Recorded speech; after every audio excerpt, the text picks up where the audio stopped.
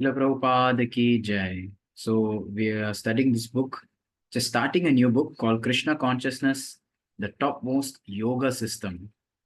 And this book has 9 chapters. Before we begin, some background about this book.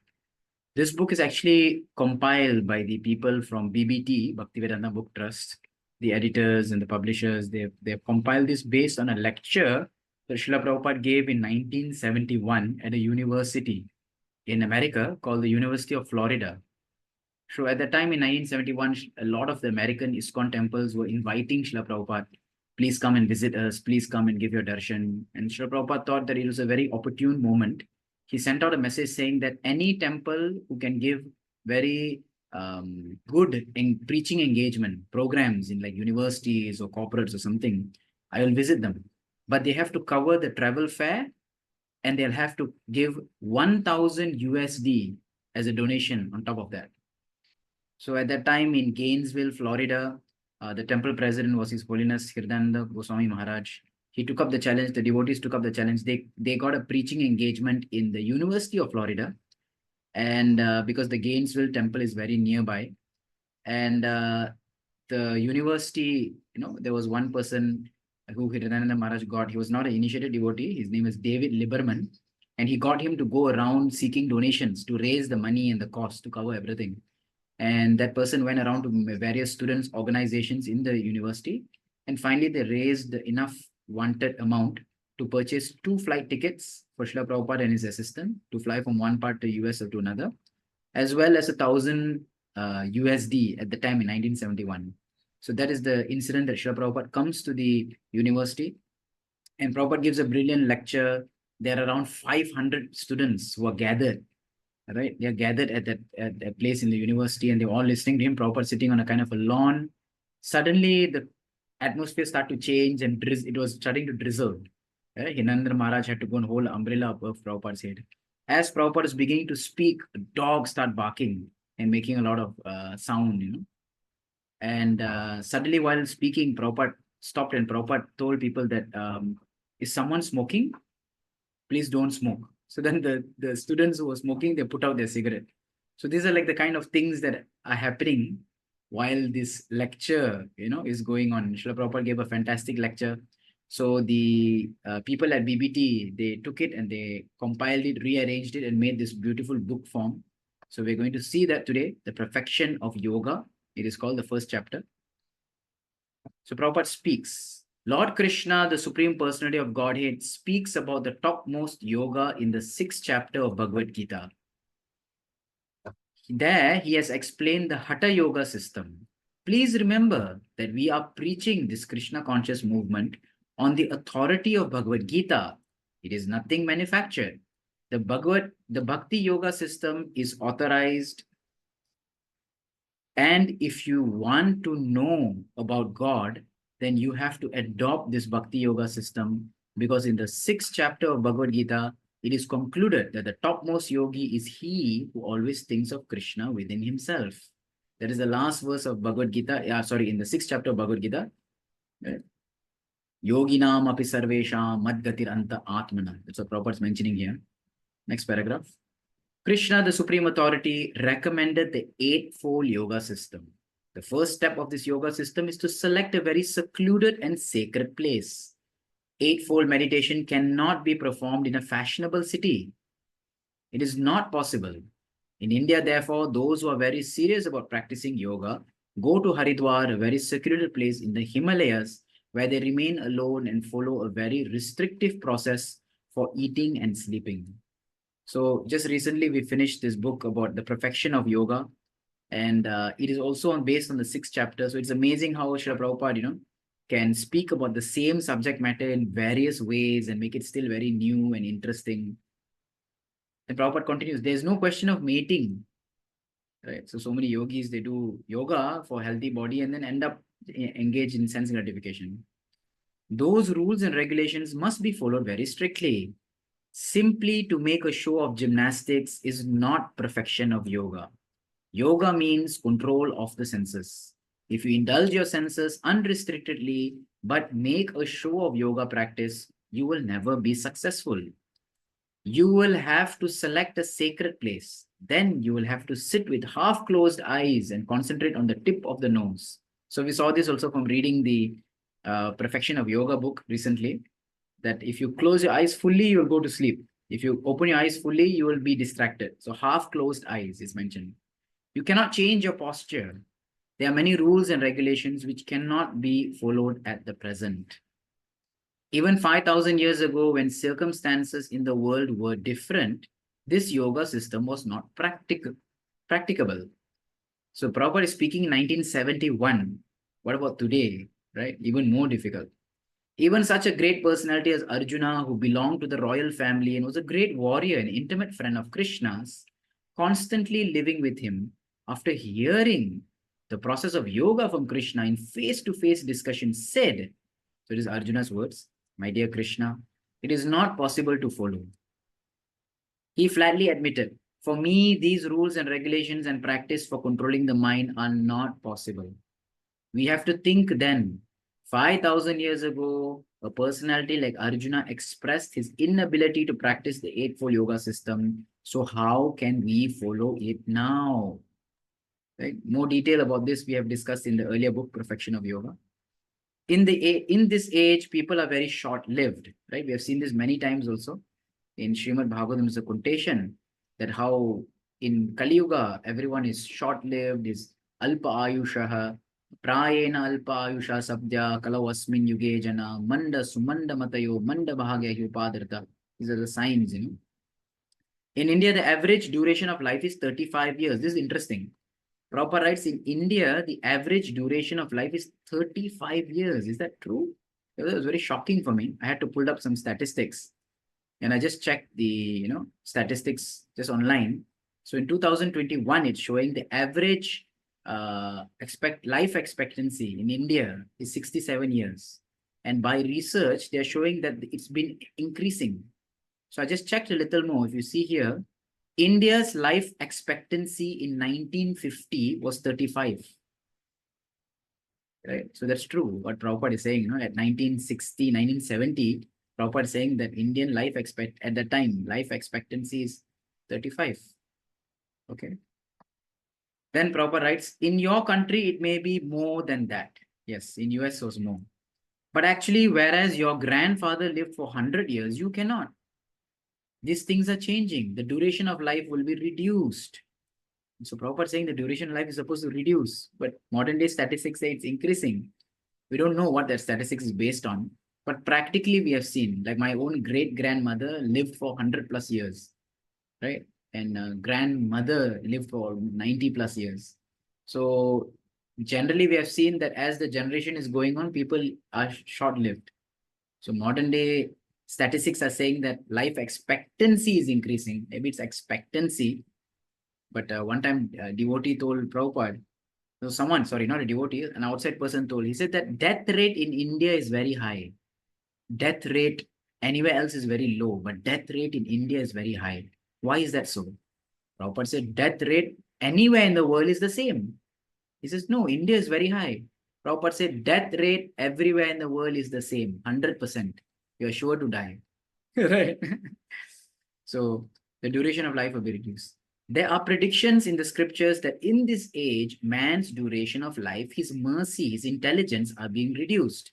This is what we have seen in the Parikshit Maharaj section, right? Parikshit Maharaj was chastising the bull, chastising the miserly person who was hurting a bull. And the four legs of the bull are compared to the four pillars of Dharma, which being truthfulness, mercy, everything. So men are not powerful. Their duration of life is very short. We are always disturbed. We have practically no knowledge about spiritual science.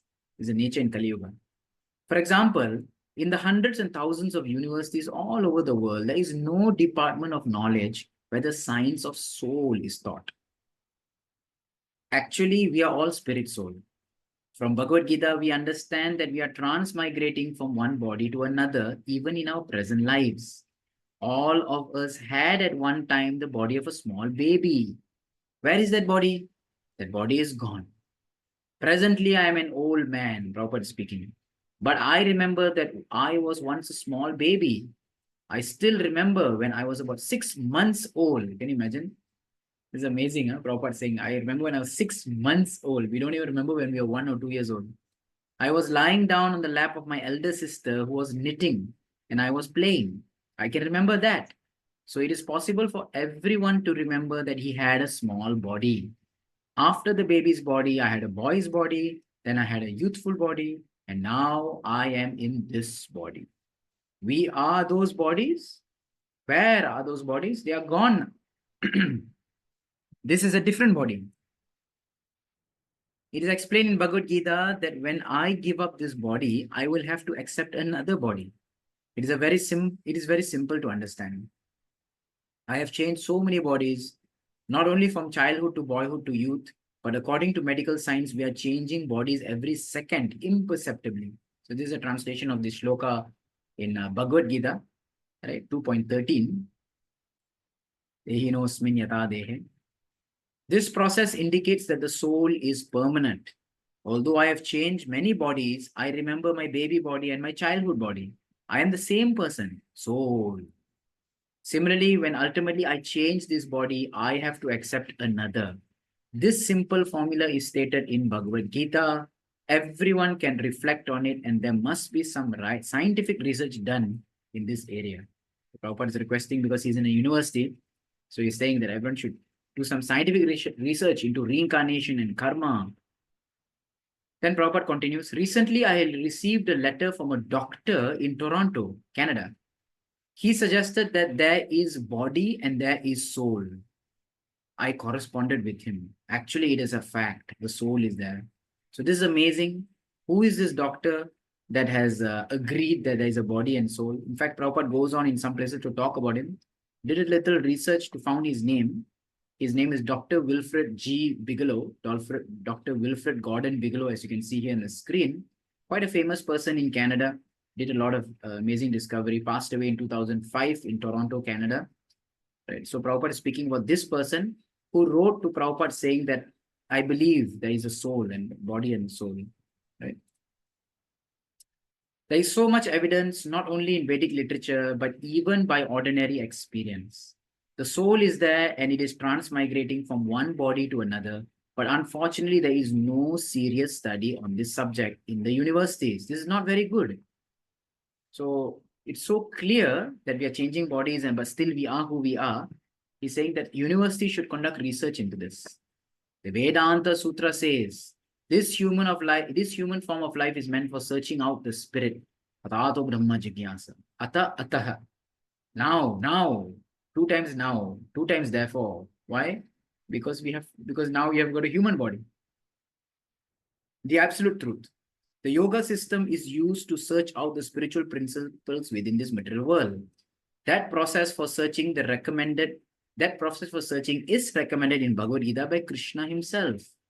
When Arjuna said, the system you are recommending, the Hatha Yoga system, is not possible for me, Krishna assured him that he was the greatest of all yogis. He pacified him by saying not to bother about being unable to practice Hatha Yoga.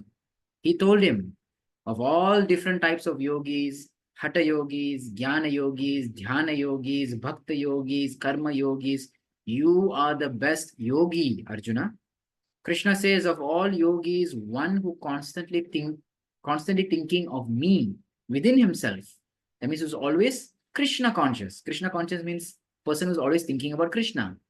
So here, Krishna is saying that one who always thinks of me within himself, meditating upon me within his heart, is the first class yogi. So this is the goal of Krishna consciousness. That's why we are called Krishna consciousness movement. To be Krishna conscious, meaning to always remain in touch with Krishna. Prabhupada asks a question. Who can think of Krishna always within himself? This is very easy to understand. If you love someone, you can think of him always within you. Otherwise, it is not possible. For someone who's so madly in love, infatuated, they cannot forget the object of their infatuation. If you love someone, then naturally you think of him always. That is described in the Brahma Samhita. One who has developed love for God, Krishna, can think of him constantly. When I speak of Krishna, you should understand that he is God.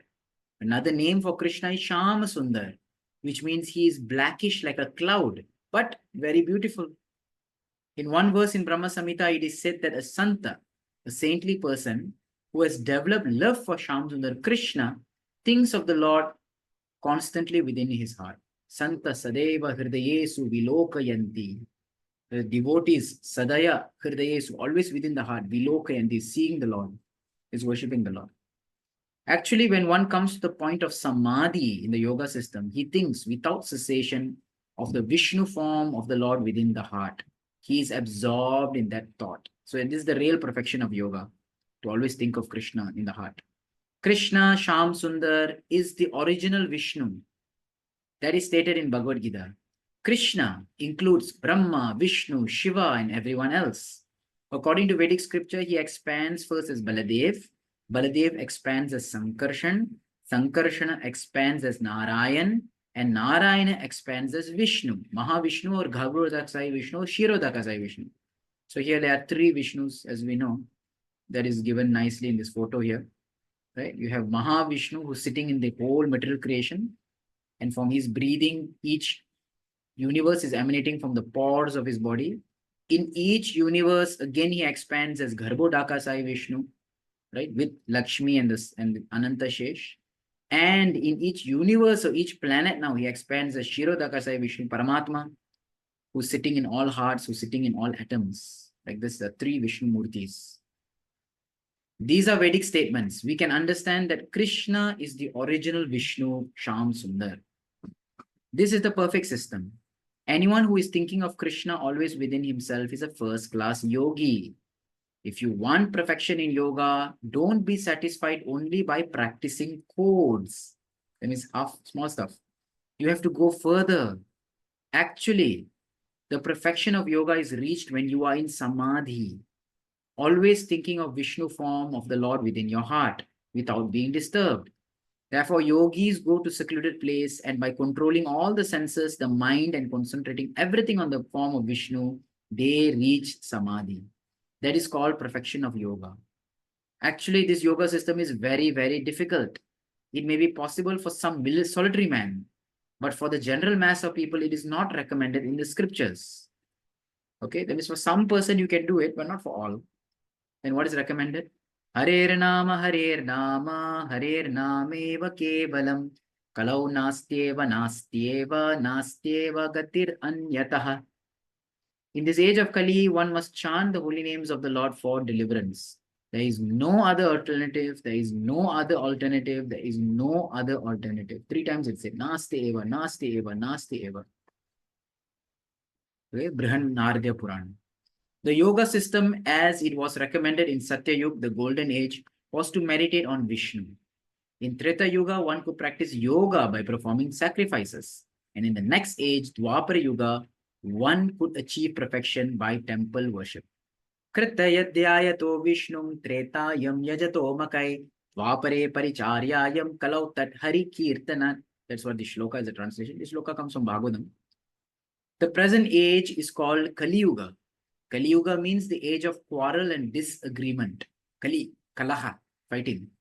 No one agrees with anyone else, right? So fight is very common in this world. You find people always fighting with someone, fighting over something. And if not, they have nothing, they'll fight with themselves. Everyone has their own theory. Everyone has his own philosophy. If I don't agree with you, you fight me. This is a symptom of Kali Yuga. The only method recommended in this age is chanting the holy name. Simply by chanting the holy name of God, one can attain that perfect self-realization which was attained by the yoga system in Satya Yuga, by performance of the great sacrifices in Treta Yuga, and by large-scale temple worship in Dwapara Yuga. That perfection can be attained by the simple method of Hari Kirtan. Hari means the Supreme Personality of Godhead. Kirtana means to glorify. This method is recommended in the scriptures, and it was given to us by Chaitanya Mahaprabhu 500 years ago. He appeared in a town which is known as Navadvip. It is about 60 miles north of Calcutta. People still go there, Prabhupada says. We have a temple center there. It is 1971. We just got land in Mayapur. It is also a sacred place of pilgrimage. Chaitanya Mahaprabhu appeared there, and he started this mass Sankirtan movement, which is conducted without discrimination. He predicted that this Sankirtan movement would spread all over the world and that the Hare Krishna mantra would be chanted in every village and town on the surface of the globe. Srila Prabhupada made this true. In pursuance of the order of Lord Chaitanya Mahaprabhu, following in his footsteps, we are trying to introduce this Sankirtan movement, chanting Hare Krishna, and it is proving very successful everywhere. I am preaching especially in foreign countries all over Europe, America, Japan, Canada, Australia, Malaysia. Malaysia is such a small country. It's the place where I was born and brought up. So why Prabhupada mentioned Malaysia? This lecture, which I told you was spoken in the University of Florida, happened in July 1971. Prabhupada just visited Malaysia in May 1971. Right? He stayed in Malaysia for 5 days. So Prabhupada added Malaysia to the list because it's something very recent, although maybe not many people would have known at that time. I have introduced the Sankirtan movement, and now we have centers around the world. All 80 centers are being received with great enthusiasm. 1971, we had 80 centers. By the time Prabhupada left us in 1977, we had more than 108 temples. I have not imported these boys and girls from India, but they are taking this movement very seriously because it appeals to the soul directly, right? We have different stages for our life, the bodily concept of life, the mental concept of life, the intellectual concept of life, and the spiritual concept of life. These are called koshas, right? These are called koshas or coverings, right? It is known as bodily concept is known as Annamaya Kosh, mental concept Manomaya Kosh, and intellectual concept Vijnanamaya Kosh, and spiritual concept Anandamaya Kosh. These are all different kinds of coverings that a person or inclinations that a person is after. Someone who's only thinking about bodily maintenance, food, enjoyment, they're on the body level. They're on the level of Annamaya Kosh or Pranamaya Kosh. Actually, we are concerned with the spiritual concept. Those who are allured by the bodily concept are no better than cats and dogs.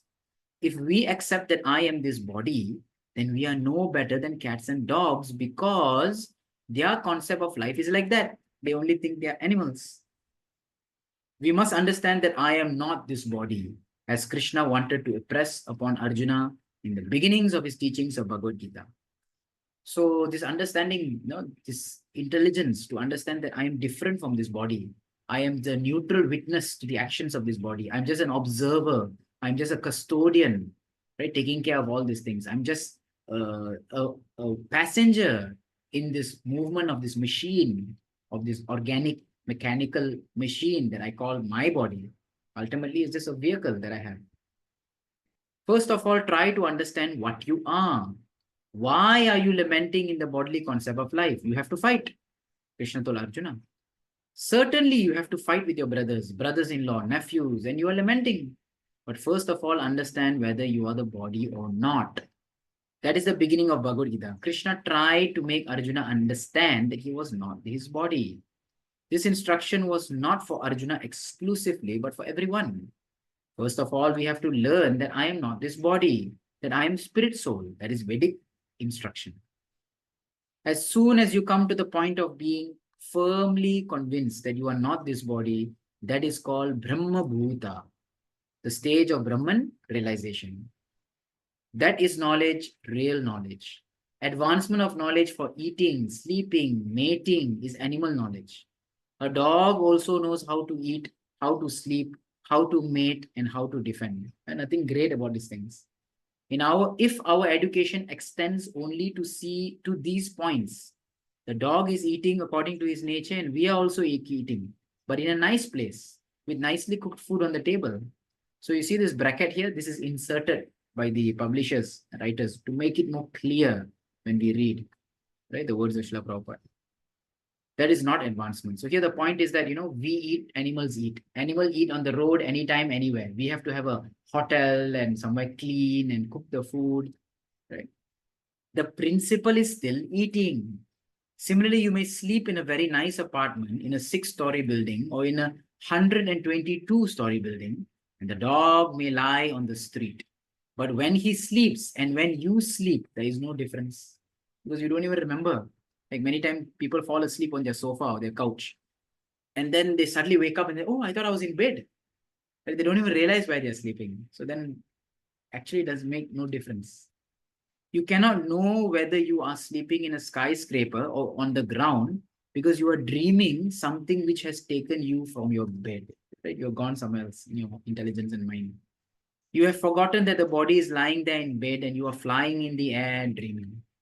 Therefore, to improve the sleeping method is not advancement of civilization. Right? Nowadays, there's so much beds and scientific research done on mattresses and pillows and whatnot. Right? There used to be water beds. Right? People thought it's better to sleep on this. But ultimately, when you sleep, you don't even realize anything. Similarly, the dog has no social custom for mating. Whenever there is a she dog, so kind of proper to use a cleaner English, he mates on the street. You may mate very silently in a secret place. Although now people are learning how to mate like dogs, publishers are saying. But the mating is there. Right? People may do it in the privacy of some room. Animals may do it on the street. But the principle is the same. The same principle applies to defending. A dog has teeth and nails with which he can defend himself. And you have some atom bombs. But the purpose is defending, that's all. Therefore, scriptures say that human life is not meant only for these four principles of life: eating, sleeping, mating, and defending. That's all we are doing. In all different ways, getting different degrees and educations and jobs and different salaries. Ultimately, getting everything, we're just doing eating, sleeping, mating, and defending. You travel all over the world just to do eating, sleeping, mating, and defending. Right? You get a group of 1,000 people together just to do eating, sleeping, mating, and defending. That's it. Bodily demands. There is another thing. A human being should be inquisitive to learn what is the absolute truth. That education is lacking. According to Vedic civilization, a Brahmana is a learned man or one who knows the spirit. In India, Brahmanas are addressed as learned men, but in fact, they cannot be Brahmanas by birth. They are expected to know what is spirit. Brahma janati iti Brahmana. By birth, everyone is a Shudra, fourth class man, but he may be reformed by the purification process. So this is a shloka that comes. Janmana jayate Shudra, samskarat bhavet vija, vedapatat bhavet vipra, brahma janati iti brahmana. So a person, everyone born is born as a third class person, untrained, Shudra, all of us, but through some samskaras, some purificatory processes, by some following some rules and regulations, we can at least become a dvija, twice born, where one accepts the spiritual master. There are 10 kinds of purificatory processes, dasha samskaram. One undergoes all these processes, at last comes to the spiritual master who gives him the sacred thread as recognition of his second birth. The last is Upanayanam Diksha. One takes this. One birth is by your father and mother, and another birth is by the spiritual master. So dvija, second birth. Dvija, dvi means two, janma. Second birth. Second birth, why? First birth is the seminal birth, where one is born out of the parents. And the second birth is known as the shruta, or the hearing birth, which means one accepts a spiritual master. He's also like father, spiritual father. And Vedic knowledge. That is called second birth. At that time, the candidate is given a chance to study and understand what is Veda.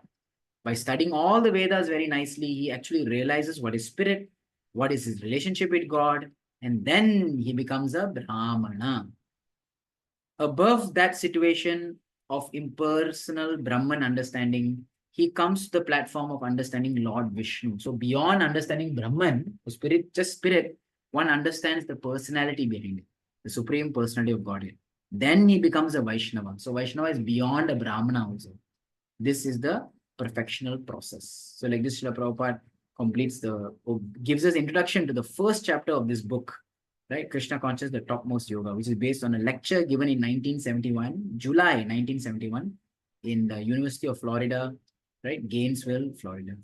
So we'll end here. Srila Prabhupada ki Jai.